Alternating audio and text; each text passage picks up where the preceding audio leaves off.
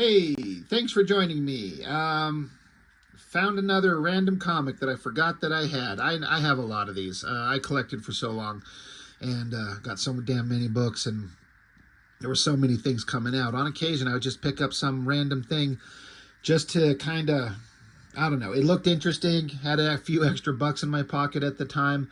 There was a moment when Darkhawk was created that I was really interested in the character. I thought he was kind of neat, and I was, kind of there from the beginning, and I was like, all right, this is kind of cool. I think I like this guy. It was interesting enough.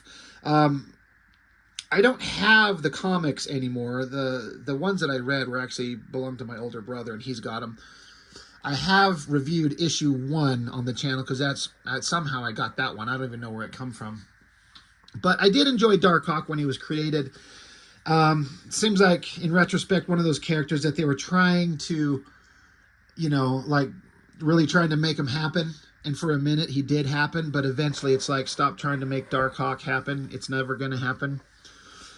I don't know. I know there was some expanded lore that got kind of explained about who and what he is, where he comes from, that I never got to read because, like I said, I read the initial series for, I don't know, 12, 13, 14 issues, but they never got into exactly who and what he was. And then I think it's some kind of race of bird creatures, and they got this little crystal that the human kid found, and he just concentrates, and then he suddenly turns into this muscle-bound figure.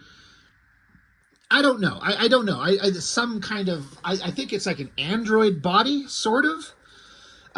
As far as the design, it's both awesome and kind of stupid at the same time. I think the mask design is actually pretty cool if you have an artist who knows how to draw it. These horribly designed triangular shoulder pad things, squared off, triangular, they look so terrible. I think they're just awful.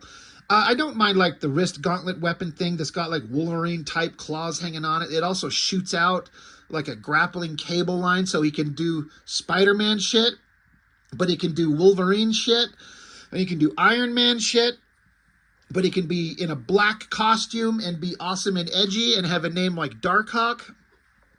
I don't know.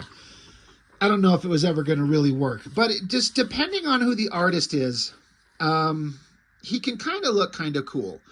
Mike Manley, I believe that's the guy who was drawing the regular series. I want to say it is. It's got him listed as artist, so he does his own pencils and inks.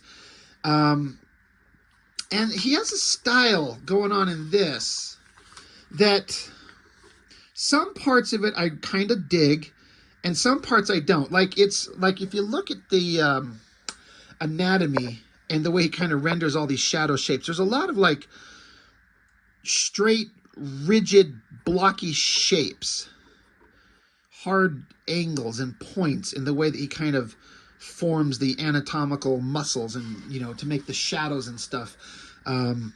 It's very angular, and I don't hate it. I kind of like it, but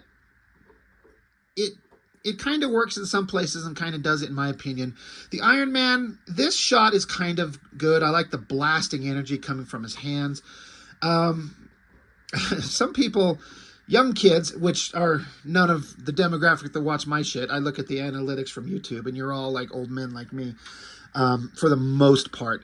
But some people these days, say the past 10, 11, 12 years since the Marvel movies, might have a hard time understanding that Iron Man was kind of a B-list character at best. Yes, he's always been kind of interesting, and he's always been part of the Marvel original crew, like Avengers, and one of the original kind of standout characters. But he was never an A-list guy.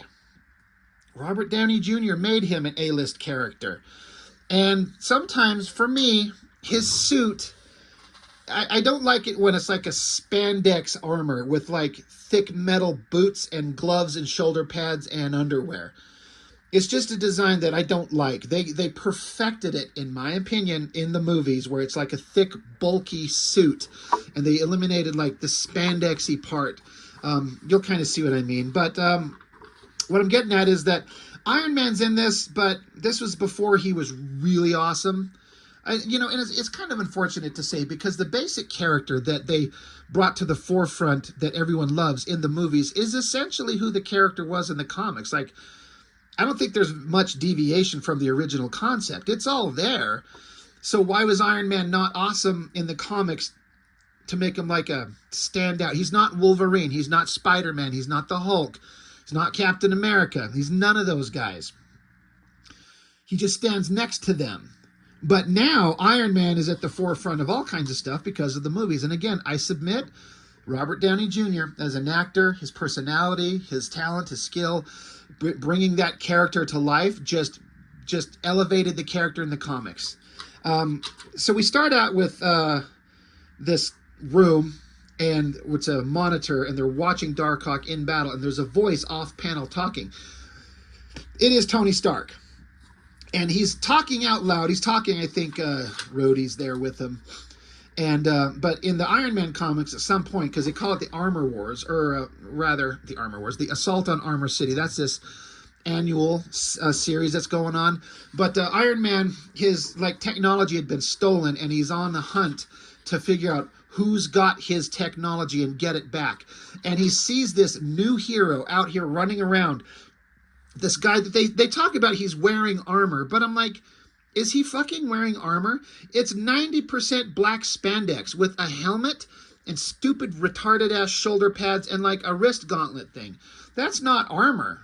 It's some armor parts, but Tony Stark's like, I'm missing a bunch of technology. Someone stole it. I'm investigating everybody. And there's this new Darkhawk guy out here, and he's powerful. And so they talk about the weapons, the powers that he has. He's super strong. He's got laser blasts. He's got wings to fly on. Has he got him out here? No. And they're like, I got to find out, is this a derivative of my Iron Man technology? If it is, I'm going to be pissed. But I don't know who or what this Darkhawk guy is what Iron Man's kind of saying. I don't know what's going on. So he's like, I'm going to find out if anyone's abusing my technology. Tony Stark and Iron Man, we get really pissed off. So that's fair. I like that. That's, in line with the character. And then, of course, there's kind of a quick breakdown of kind of what was been going on in the comics at the time, how he kind of lost some of his technology and, et cetera, et cetera. I've never read those stories. I don't know, but you get the basic premise. So now he's on a hunt to track down his tech. And then there's this guy, I think he's supposed to be called Savage Steel. Just a bad guy in a giant suit of armor, because that's what happens in Iron Man comics half the time, right? He's a hero in a metal suit, so you have to have bad guys in a metal suit. I honestly think one of the most interesting combinations is Tony Stark, the brainy scientist guy, using his intellect to create technology and put him up against magicians or magic or some kind of power base that cannot be explained through any rational scientific means, like, say, the Mandarin with his 10 rings. Each one has a different power. And I know they've had conflicts. They're kind of like old standing enemies as far as I know. I find that kind of idea a little bit more interesting. I mean, all these ideas can be interesting if you write them correctly. But I always found the idea of science versus magic. And magicians finding out that humans can just create machines that can match their ability to alter the powers of the universe in ways that don't make any logical sense. Like they can defeat magic with technology, or vice versa. Magic can defeat your most powerful technology. There's all kinds of interesting ideas here. But to put another fucking evil guy into another big metal suit, now they got to punch each other and shoot lasers at each other. All right, whatever. Another element that I have to say about Darkhawk, and again, I'm only kind of going off my memory of the story as I read them back in the 90s and what I've kind of been able to kind of pick up through the years. It felt like they were really trying to create a modern-day edgy hero. All black, claws, kind of violent-ish, an edgy name, Darkhawk, but they're still sticking to the standard, tried and true, boring concept of the alter ego. He's just I think he's a high school kid. Yeah, high school. So he's like 17 or 18 years old. And he found this crystal weapon. And so that's his alter ego. Now, it's not his physical human body putting on this outfit. It's literally a different body. And I guess that gets explained later in the lore. I think his body literally swaps dimensions with wherever this thing is from, but he just keeps his mind in the head of this thing. Something to that effect. But like the whole, like, I have to get to school. I have a girlfriend and I have a mom and a family that I have to keep my secret from. And I have to keep up my high school education. Like, this is just fucking Peter Parker. Like, we've seen this. So I get the point, because they want to make him a good man or a good kid. So if he's a high school kid and he's a good kid, he's going to try and do the right thing, but still keep up his life. So it just kind of writes itself. But we've also seen this story 100 times.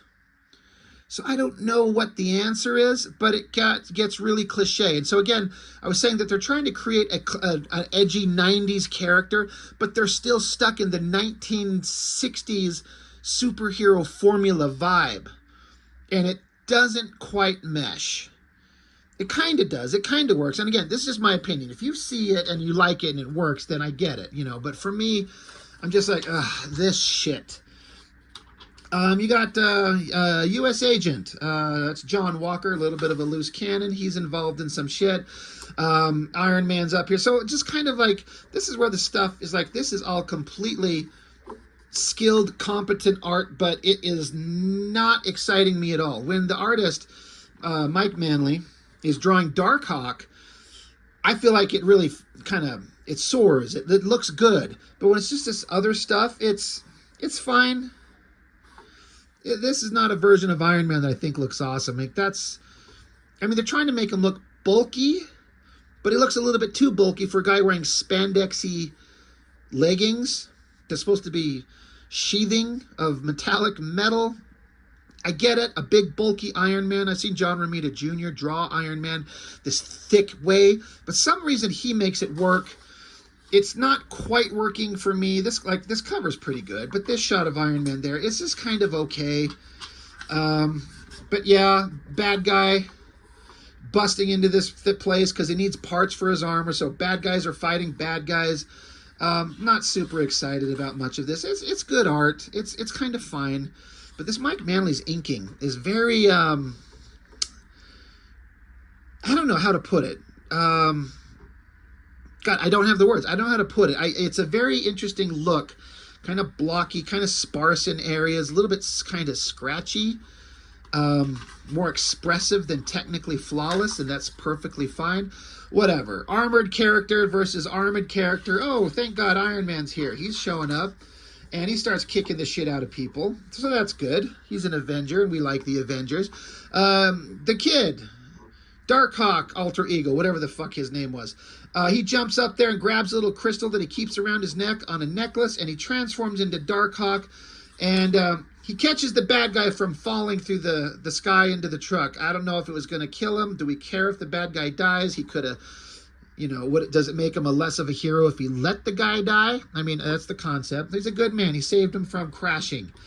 But he's super strong. He's very powerful.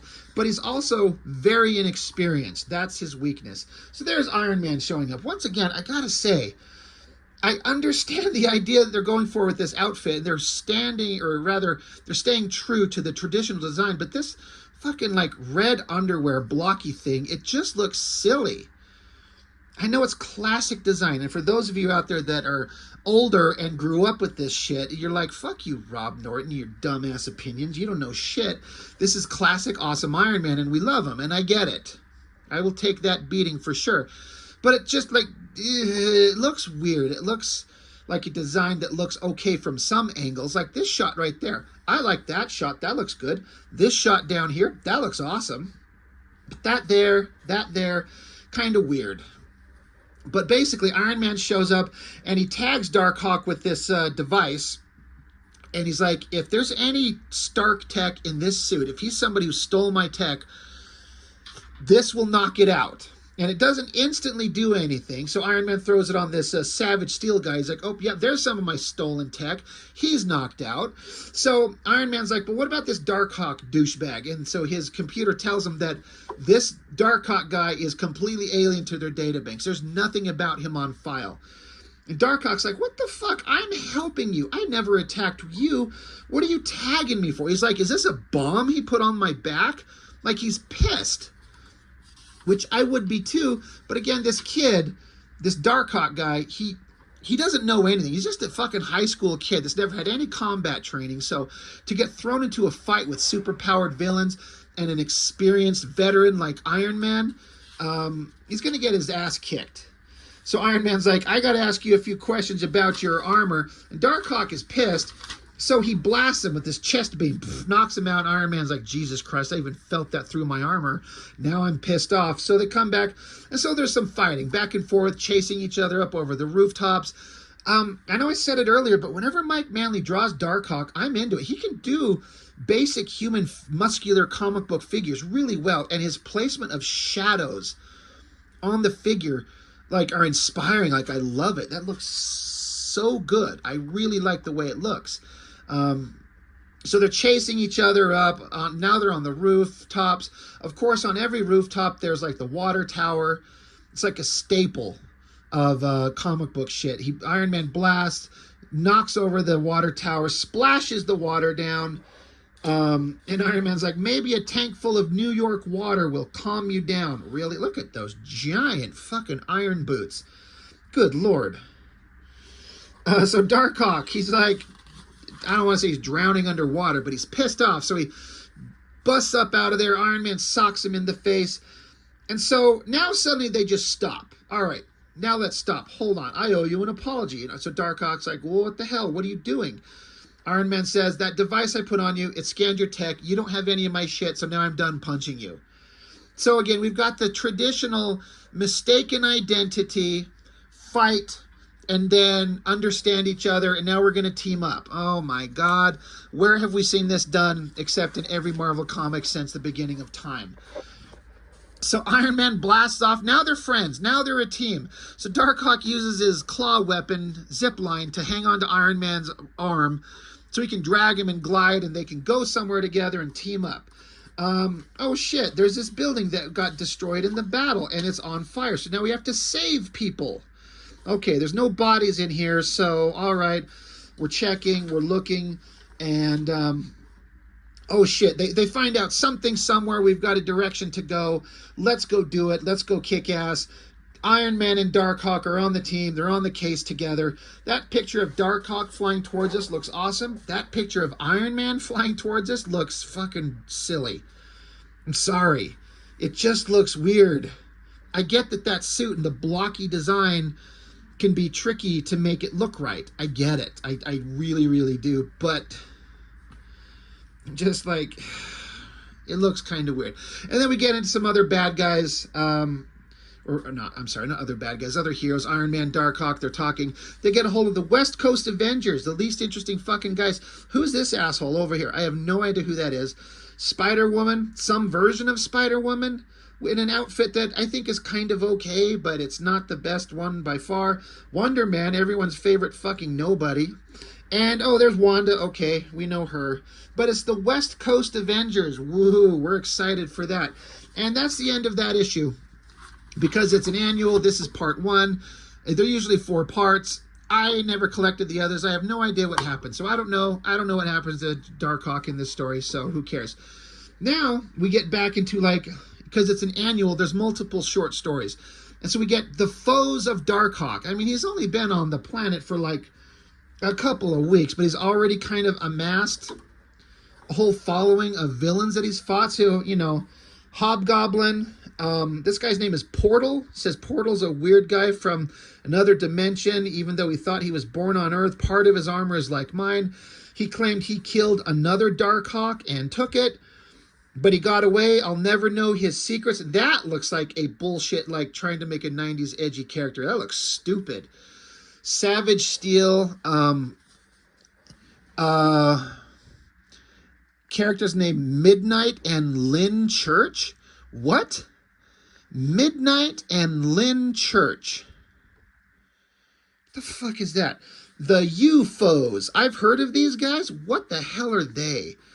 It looks like a Silver Surfer Iron Man, and then just a shape, and then a guy in a stupid outfit and a girl with a lot of hair. I'm sorry, I have no idea who they are.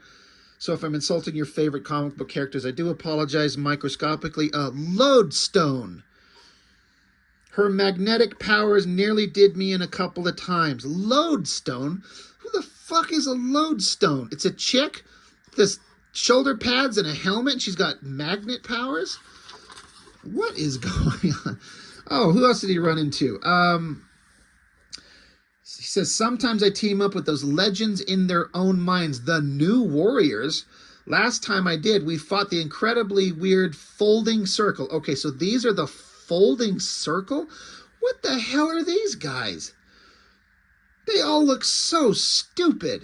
He fought Venom. That's not nothing. He fought Tombstone. That's awesome. And then, of course, Philippe Bazin. It's the guy who killed his dad. Evil, rich businessman type. That's his main villain because, of course, he killed his dad. So then you just got a shot of Darkhawk diving in the background, and he's like, I've got my work cut out for me. I'm a hero, and my greatest enemy could turn out to be me. Dun, dun, dun, the end. Like, this shit is so cliche. We've seen this 1,000 times. I know I feel like they were giving it an honest, earnest, good effort. I don't doubt that, but upon reflection, it's kind of like, I've seen this done better.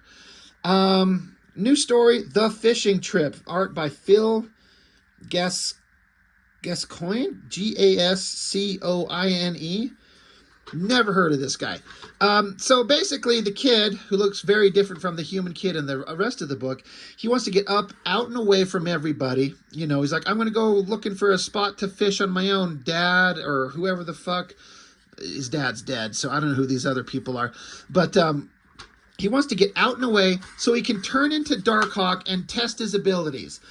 I was saying how the other artist at the beginning of the book, Mike Manley, he draws Darkhawk really well. I'm sorry, but this looks awful. This makes him look stupid. I do not like it. It does not work. But the concept, he turns into Darkhawk. He's like, all right, let's see how strong I am. And he lifts this giant, perfectly round boulder. He's like, holy shit, I'm so strong. He says, this thing is super heavy, but I'm holding it up. It's easy. It's fun. I wonder how long I can do it. So it says 11 minutes later. He says, well, I'm a little tired, but more bored. So it's demonstrating how strong he is. He's very strong. Okay. So then he blasts it. All right, I've got a laser beam. I can blow shit up. I can shoot multiple beams and take out little devices in multiple shots. I can create a force field. I've got this cable claw thing. He zips it up to the top of this cliff, climbs up there, gets up there. He's got some kind of enhanced vision with telescopic effect. He can look down there. Holy shit. Using his telescopic vision. Isn't this convenient? One of his buddies, or just some scared kid, and a bear that's like going to eat him.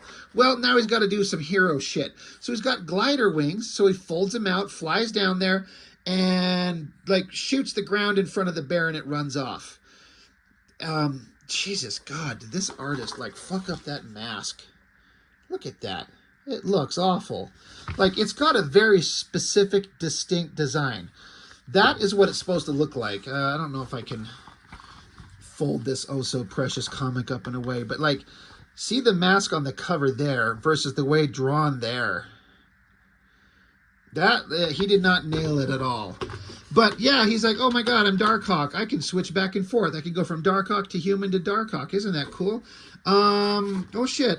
What about underwater? What can I do underwater? So he goes underwater and he doesn't need to breathe air. So he can zip around underwater and he's awesome because he's Darkhawk. The end. He captures a fish and lets it go. And Yeah, whatever. You know, we've seen this shit. And there's some splash pages just showing like the interactions that Darkhawk has had. This is Mike Manley, the guy who drew the first part of this book, and I'm pretty sure drew the regular series. That Darkhawk looks awesome. That Spider-Man looks pretty damn good. That's a good shot. I dig it. Like it a lot. Oh my god. The Dawn of the Darkhawk. More story. Drawn by Al Bigley with inks by George Wildman. Never heard of either one of them. Not a huge fan of this guy's art. He can draw, no doubt. But it's not really exciting for me. There's like this is like showing back in time when he found the crystal and grabbed it and turned into Darkhawk for the first time. And this looks wonky. Wonky. I draw him wonky. It just looks weird. Not a fan. Just kind of a recap of the character and what he's done. Another awesome pinup by Manley. You got the Punisher. Again, Darkhawk looks badass. Great figure work. The leg going into the distance and the arm coming forward. Mike Manley knows how to draw, and he makes Darkhawk look awesome, even with those stupid shoulder pads. Punisher's there just blowing away guys. That's cool. And there's a backup story. The Cabal. This is all written by Danny Fingeroth, by the way. Everything in this is written by him. I believe he was like the guy writing the stories for Darkhawk. Probably had a big hand in creating them, partially, if not completely. So there's a backup story. It's just bad guys doing bad guy shit. Who fucking cares? It's just all criminal shit building up to stuff that's going to happen in future issues of Darkhawk. So, you know, not the greatest thing, like, for me. I remember getting it, just like, I want something to read. I like Darkhawk. And it was okay. Looking back on it, there's some really cool art by Mike Manley, folded in with some kind of boring stuff. But, you know, whatever. For it's $2.25 in 1992 dollars. 92? Yep. You know, good times. A way more funner era of comic reading in the 90s than they are today in a lot of ways. So, you know, just a fun little artifact from times past. That's all. That's all I got on this one. So thank you for watching. I really appreciate it. I'll see you next time.